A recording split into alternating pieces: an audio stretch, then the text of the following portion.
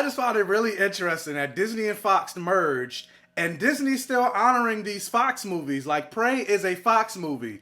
Meanwhile, over at Warner Brothers and the Discovery merger, they're canceling everything.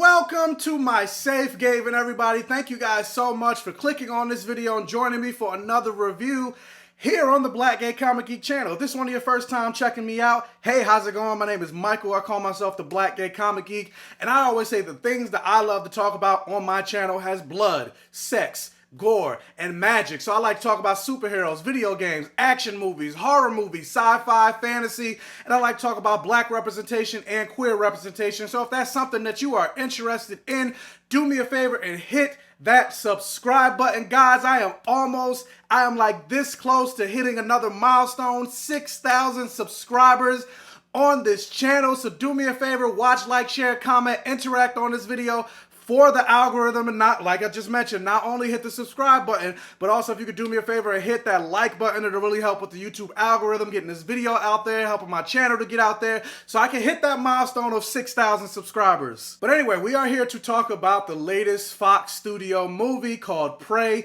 It is coming out on Hulu this Friday, tomorrow, April 5th, so I would like to say thank you to Disney, Fox, and Hulu for allowing me to get an early screener for Prey.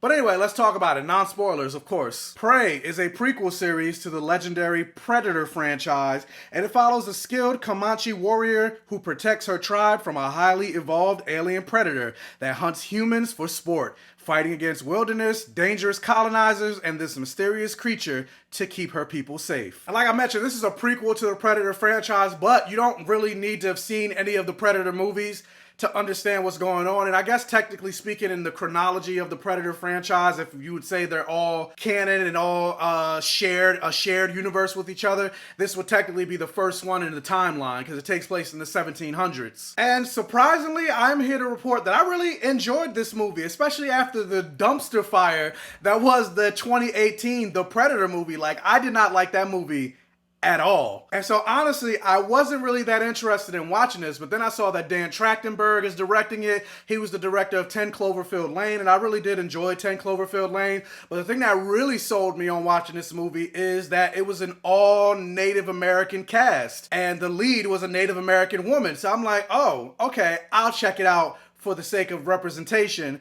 You know, support BIPOC people, support my BIPOC folk, especially, again, talking about representation. Like, when it comes to sci-fi, fantasy specifically, black and brown and indigenous people leading a franchise is almost non-existent. It's mostly just white men, straight white men at that. And so with that, because it also has the representation, I'm so glad that this was such a good movie. And I was like, yay! Even though I'm not part of the Comanche tribe, I did do my ancestry. I'm 12% Native American. I'm Seminole, but Native Americans. And I just love seeing different types of people represented in fantasy, sci-fi, horror settings, as opposed to just being white people, whether it's black, Asian, Indian, Seminole, etc., trans, gay, etc., etc. And the thing about this movie that I really liked is that they stripped out a lot of the bombast that has been in a lot of Predator movies. Like, obviously you have the Predator, and the Predator has this advanced alien technology. So yeah, there's gonna be some CGI elements, and they also, because it takes place in the wilderness,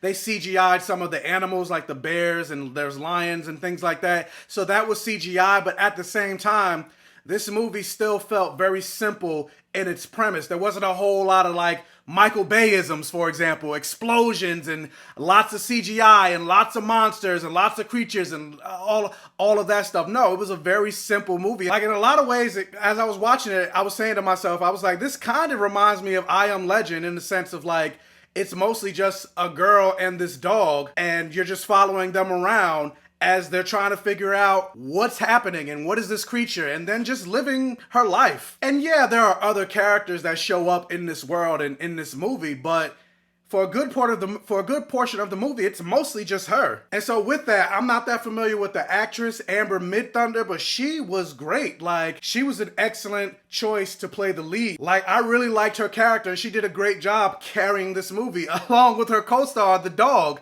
Sari, or Saril.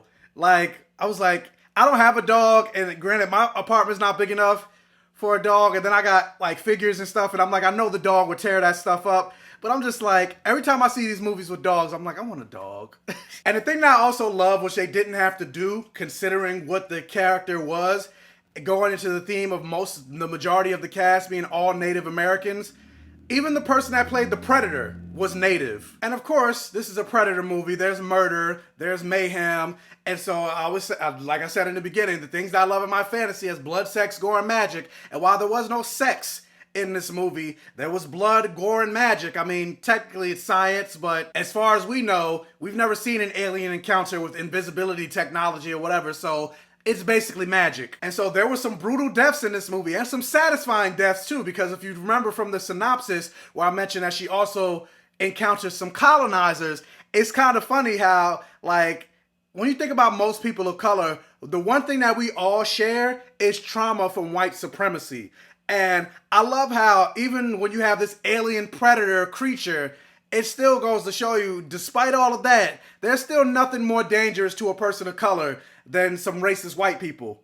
And I mean, you don't even have to take my word for it. Just look at the history of Native people in this country. And so there's some of that in this movie as well, which I appreciate because it is true. But despite it being in there, it's not the focus of the movie. It's just there in the background to say, hey, this thing still happened. But yeah, but overall, and this movie was not that long. It was straight to the point. Like, there's nothing like groundbreaking or something that you've never seen before. It's a pretty simple movie and a simple premise, but I think this movie is like just a little over an hour and a half. But I enjoyed every single moment of this movie, and I would totally watch it again. And for me, I would say Prey is definitely a high hit, and I would totally recommend it. But the question is, are you guys interested in seeing Prey? If you've seen this video after Friday or whenever you see this video, check out Prey. Come back here and let me know in the comment section below what you thought of the movie. Again, watch, like, share, comment, interact on this video for the all gay rhythm. And if this is one of your first time checking out one of my videos, please check out the other videos on my channel. If you like what you see, please subscribe for more and hit that bell notification button so you're alerted every single time I post a new video. And tell your friends, families, and neighbors about my channel to help me continue to grow. And as always, I will catch you guys next time.